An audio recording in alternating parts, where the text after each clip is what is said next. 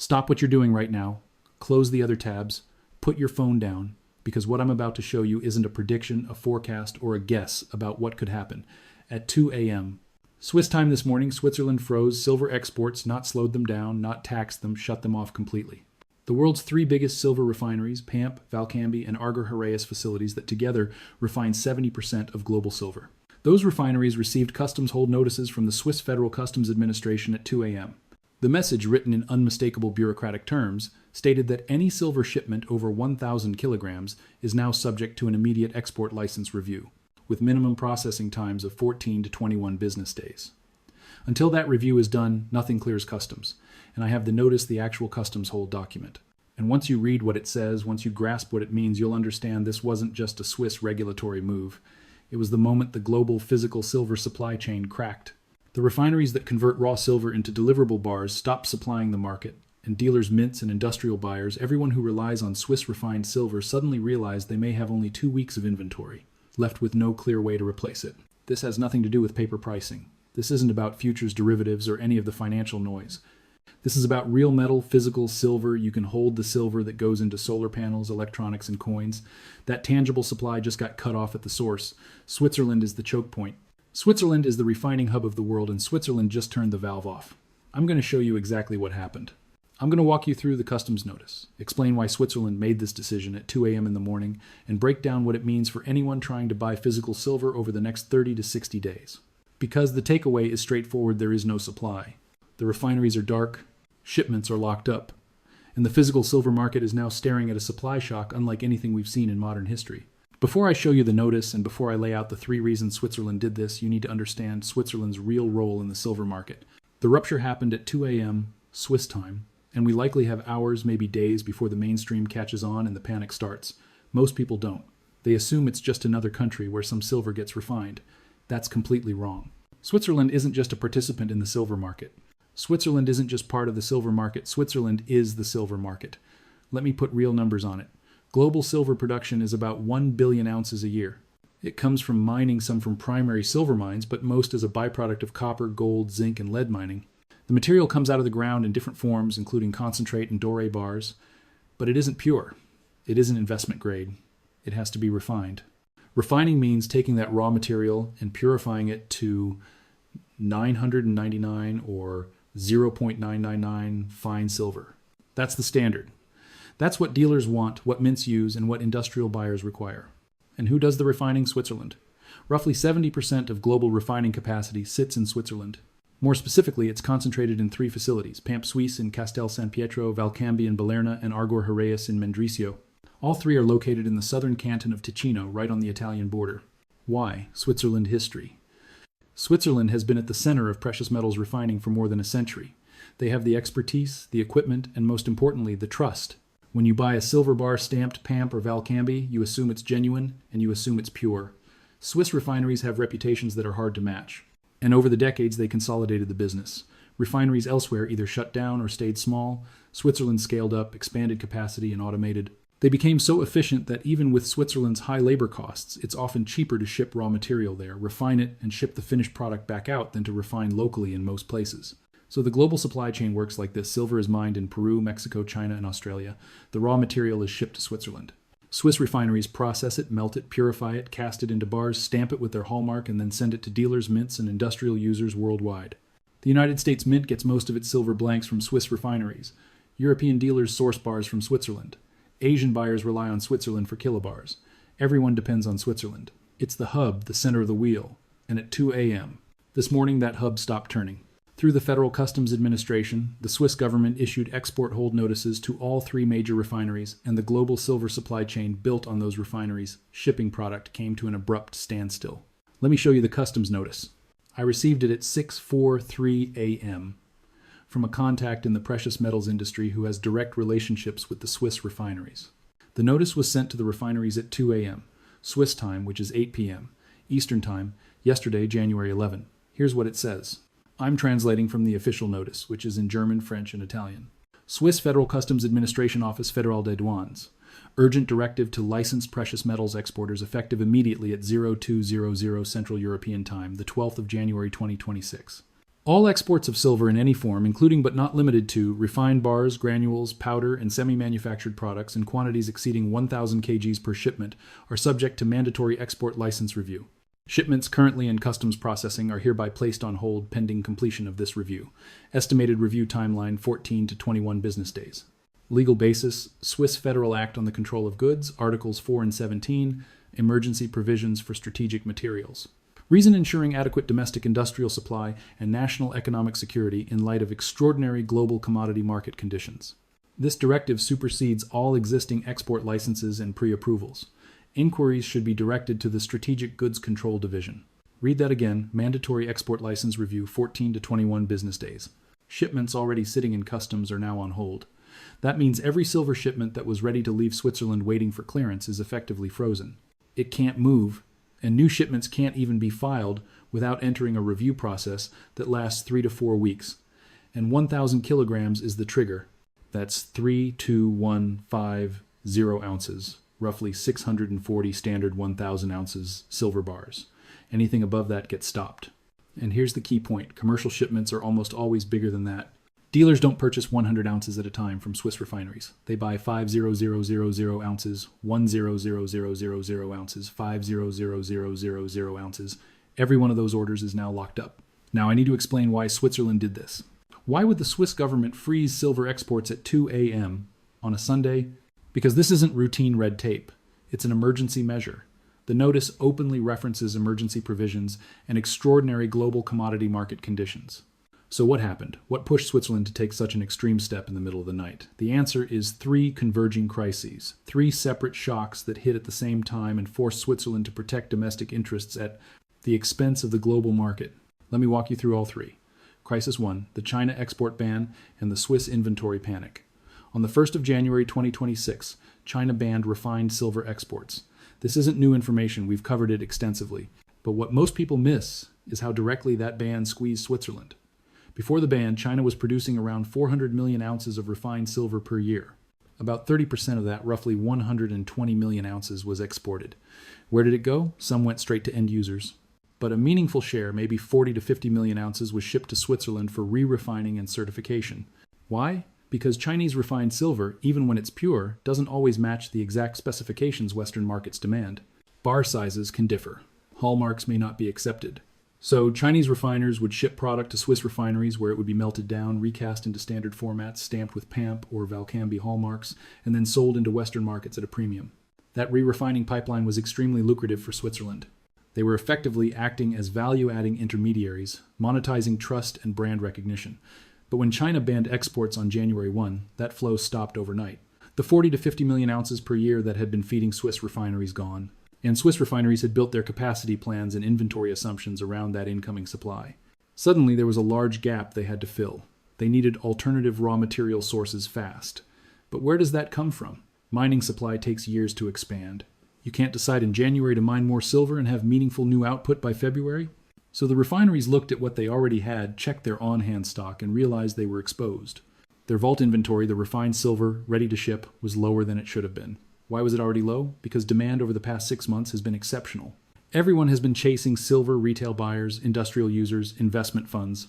Swiss refineries have been shipping as quickly as they can produce, which means inventories were already thin. And now with Chinese input supply cut off, replenishment becomes much harder. By the second week of January, Swiss refineries were reportedly telling the Swiss government they were in a critical supply situation.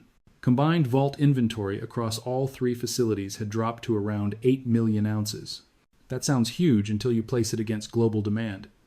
8 million ounces is less than a week of worldwide demand.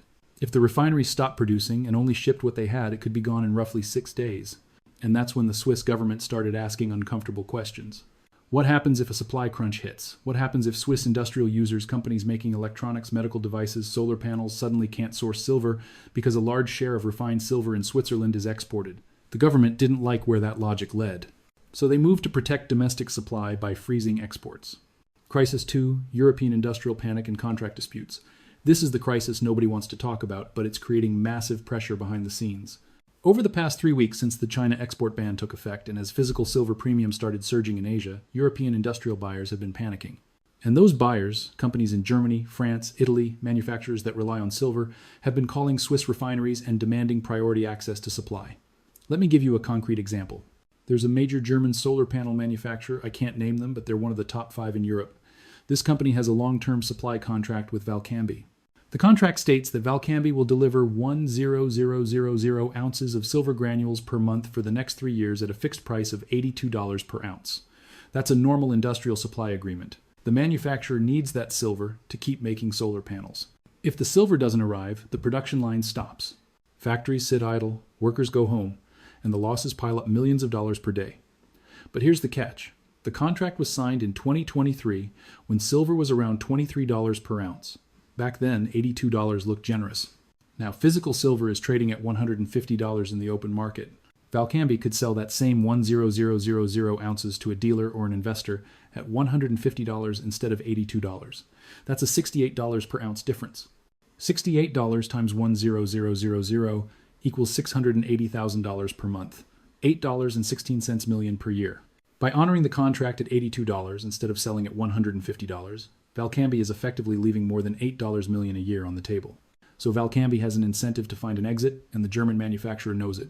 They're terrified. Valcambi will break the contract.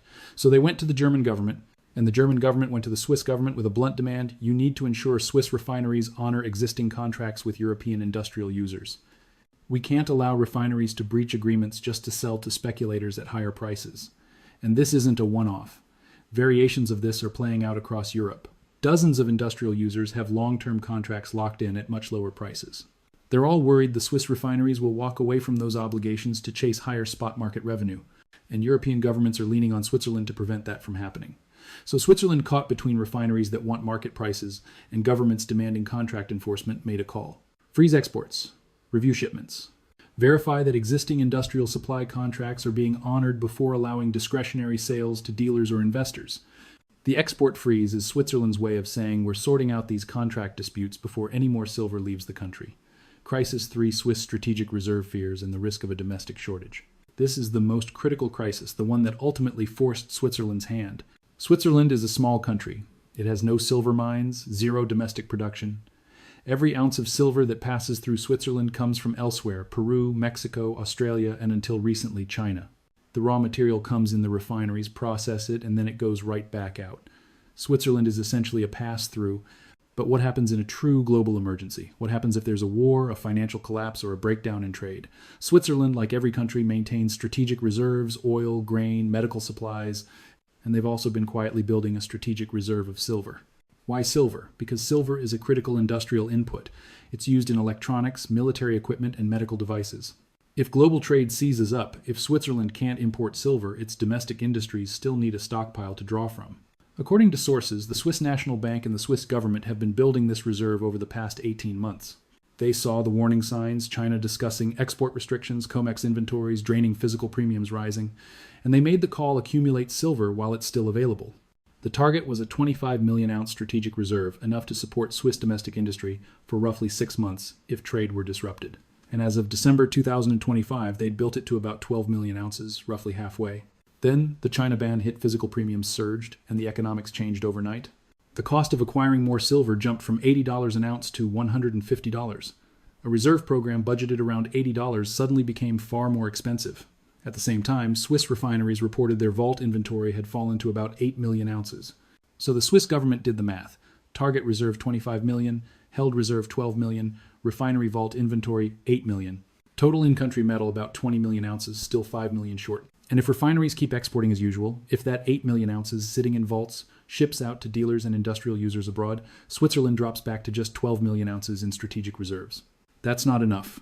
Not in a world where China has removed 400 million ounces of supply. Not with physical premiums at historic highs. Not when paper markets are wobbling and everyone is scrambling for real metal. So Switzerland made a strategic choice. Stop exports, keep the silver inside the country. Use it to push the strategic reserve toward the target. Put domestic industry first. Exports can resume later after reserves are adequate and after global market conditions calm down. That's the real driver behind the 2 a.m. customs freeze: strategic national interest. Switzerland is putting Switzerland first. And everyone else, dealers, mints, and industrial users outside Switzerland who depend on Swiss refined silver, is now cut off. The valve is shut, shipments are frozen, and the global supply chain is snapped. Now, let me show you what this means in practical terms. Let me walk you through the cascading effects of Switzerland stopping exports. Because the consequences don't stay inside Switzerland, they ripple through every link in the supply chain.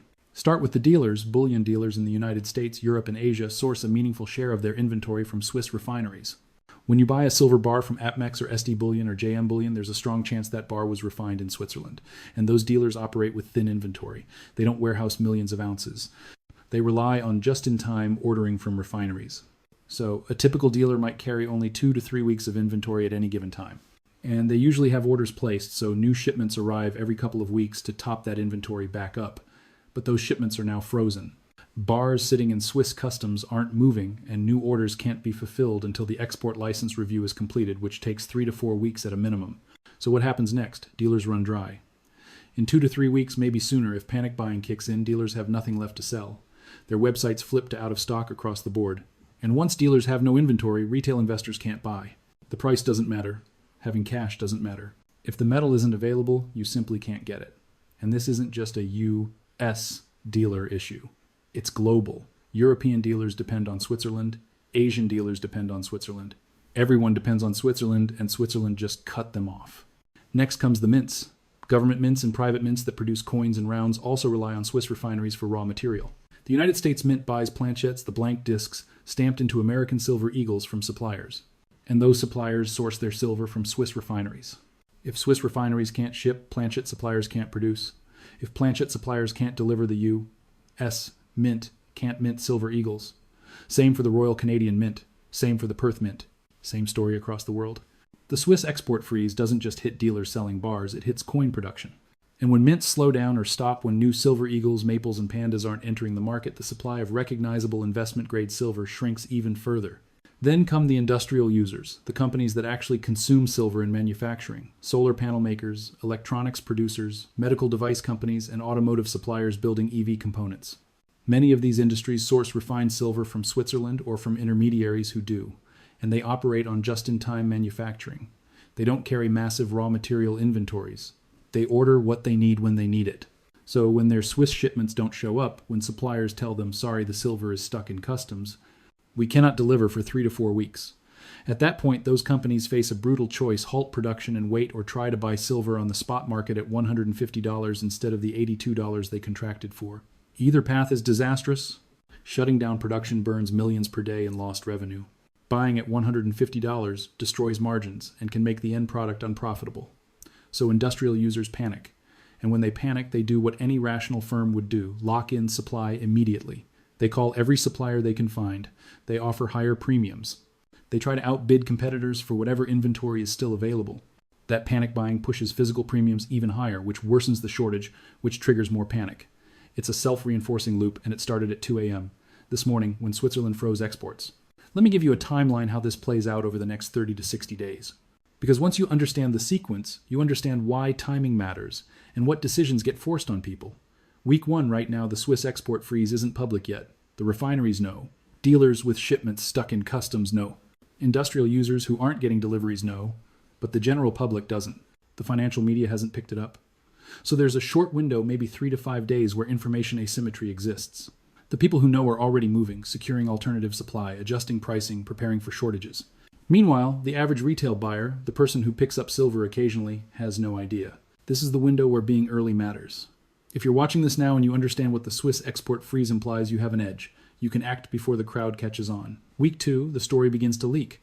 Maybe a trade publication mentions it. Maybe a few dealer sites post notices about delayed deliveries.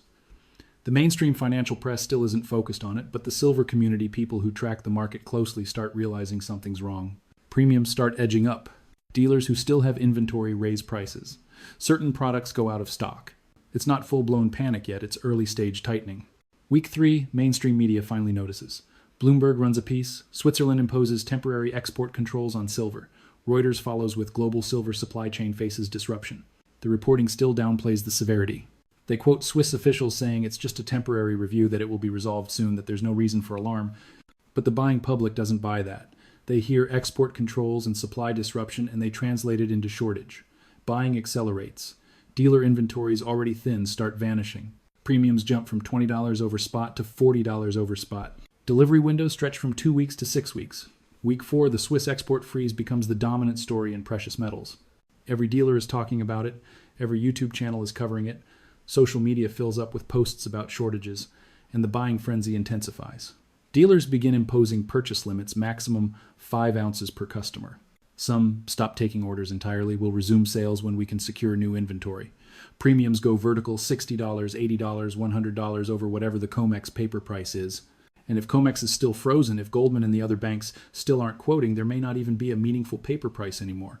There may only be the physical price, and that price is $200, $250, $300 an ounce, depending on the product and the dealer. Month 2. Switzerland announces the export license review is being extended indefinitely. Due to ongoing assessment of global market conditions and domestic supply needs, the export review period is extended beyond the initial 3-week timeline. Licenses will be granted on a case-by-case basis, prioritizing essential industrial uses. Translation: this isn't ending anytime soon. Switzerland keeps silver inside the country until it feels global conditions have stabilized. But global conditions aren't stabilizing, they're getting worse. So the freeze continues and the global shortage deepens. Refineries outside Switzerland, smaller operations in the U.S., Canada, Australia, try to ramp up to fill the gap, but they can't. They don't have the capacity. They don't have the equipment. They can't process anything close to the volume Switzerland handled, so even if they increase output, it's a drop in the bucket compared to what's missing. Month 3, the new reality arrives. No Swiss silver is entering the global market. The refineries are still running. They're still producing refined silver, but that output is being allocated to Swiss domestic strategic reserves and Swiss industrial users. Nothing is being exported, and the rest of the world is on its own. Dealers have no inventory. Mints have no planchets. Industrial users ration silver or halt production.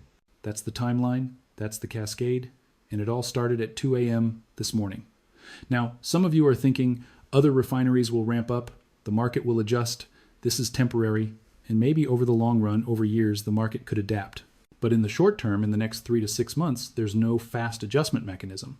You can't build a refinery overnight, you can't train metallurgists in weeks, you can't source specialized equipment quickly, refining capacity takes years to build.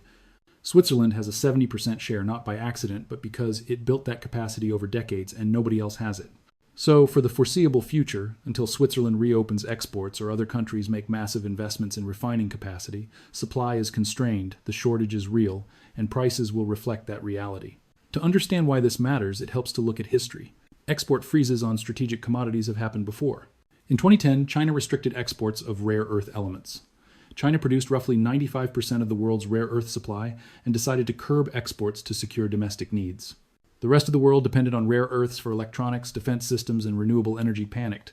Prices surged, in some cases rising tenfold or even 20-fold. The shortage dragged on for years. The U.S. and other countries rushed to develop alternative sources, but bringing new rare earth mines online takes time, years, not months. During that period, China controlled the market and leveraged that control for strategic advantage. In 1973, Arab oil producers imposed an oil embargo on countries that supported Israel. Exports stopped, global oil supply plunged, prices quadrupled, gasoline lines formed in the United States. Rationing followed, economic disruption spread worldwide. The embargo lasted only months, but the impact was permanent. Oil prices never returned to pre-embargo levels. That shock reshaped the global energy market. The Swiss silver export freeze follows the same pattern: a critical commodity, a highly concentrated supply source, and a sudden halt. The downstream effects will be severe and long-lasting. Even if Switzerland reopens exports in 3 months, if they say crisis over shipments can resume, the damage is already done. Trust has been broken. Dealers, mints, and industrial users will all think the same thing. Switzerland did this once, it could happen again. We can't rely on them. So they'll seek alternatives. They'll invest in domestic refining, they'll diversify supply chains, and that transition takes years. The market structure has changed permanently. Swiss dominance is effectively over. But moving to a more diversified refining system is painful, and that pain is happening right now. So what should you do? What's the action plan after Switzerland froze exports at 2 a.m. this morning? First, if you've been considering buying physical silver but haven't acted yet, you need to move this week, not next week, not next month, but now. This is the narrow window before the broader public grasps how serious the Swiss export freeze really is. At the moment, dealers still have some inventory. Premiums are elevated, but metal is available. In 2 weeks, that may no longer be true. In 3 weeks, it almost certainly won't be. If you want physical silver, act now. Call dealers today. Place orders today. Lock in what you can at current prices, because today's prices are likely to look cheap very soon. Second, expect premiums to surge and accept that reality. Right now, premiums might be $25 to $35 over COMEX spot. That feels expensive compared to historical norms. But in a global supply freeze, those premiums are heading to $50, $75, $100 or more. If you're hesitating because premiums feel high, understand this. They're not coming down. They're going up. Paying today's premium may turn out to be the cheapest option you get. Get the metal because in a month the premium could be double and the metal might not be available at any premium at all. Third, prioritize availability, not the best deal. In normal times, you can shop around, compare dealer pricing, and wait for promotions.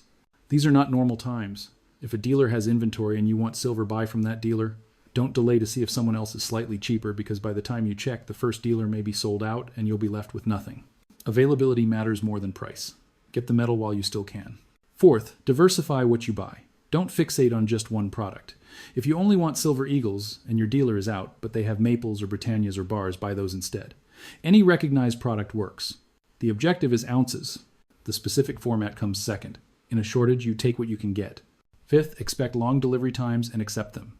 Dealers will extend delivery windows. 2 weeks becomes 4, 4 becomes 8. If you order today and the dealer says delivery in 6 weeks, take it. Place the order. Lock in your price and quantity because 6 weeks from now, that dealer may have no inventory at all and you'll be glad you moved when you did. Sixth, avoid paper completely.